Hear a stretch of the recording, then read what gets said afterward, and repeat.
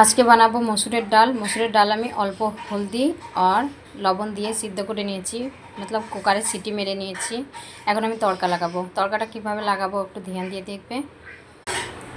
কড়াই আমার গরম হয়ে গিয়েছে, এখন আমি দিয়ে দেব তেল। দিয়ে দিচ্ছি তেল।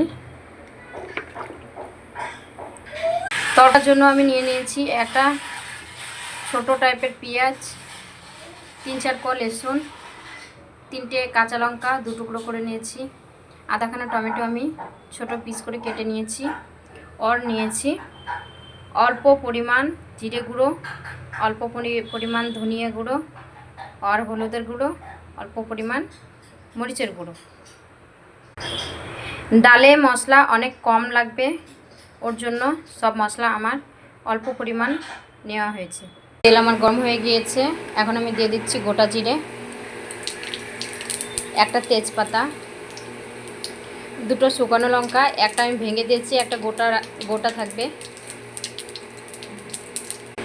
এবার আমি দিচ্ছি পেঁয়াজ কুচি, এবার দিয়ে দিচ্ছি রসুন,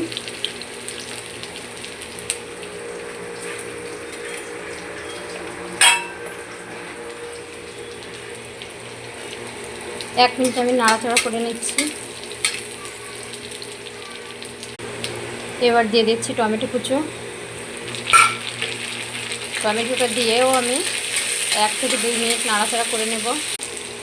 চুলোর আঁচটা আমি কম করে দিয়েছি, কেন টমেটোটা আমার গলানো লাগবে, ওর জন্য। 2 মিনিট হয়ে গিয়েছে, এখন আমি দিয়ে দিচ্ছি কাঁচা লঙ্কা। কাঁচা লঙ্কা দিয়ে আমি 1 মিনিট নাড়াচাড়া করে নিয়েছি। এখন আমি দিয়ে দেব পিসা হওয়া মশলা।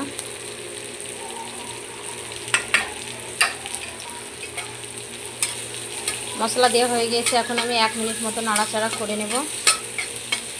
মশলা দেওয়ার পরে বেশি জ্বালানো যাবে না, তাহলে মশলাটা জ্বলে যাবে।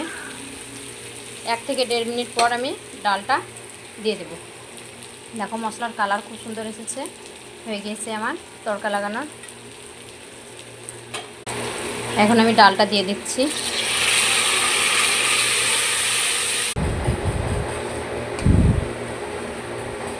দেখো ডাল আমার হয়ে গিয়েছে, এখন আমি 1 মিনিট মতো রেখে দেব চুলোতে, তারপরে আমি চুলোটা বন্ধ করে দেব। হয়ে গিয়েছে আমার ডাল কমপ্লিট। তোমরা এইভাবে বানাবে, খেতে খুব সুন্দর লাগবে, একবার বানিয়ে খাবে।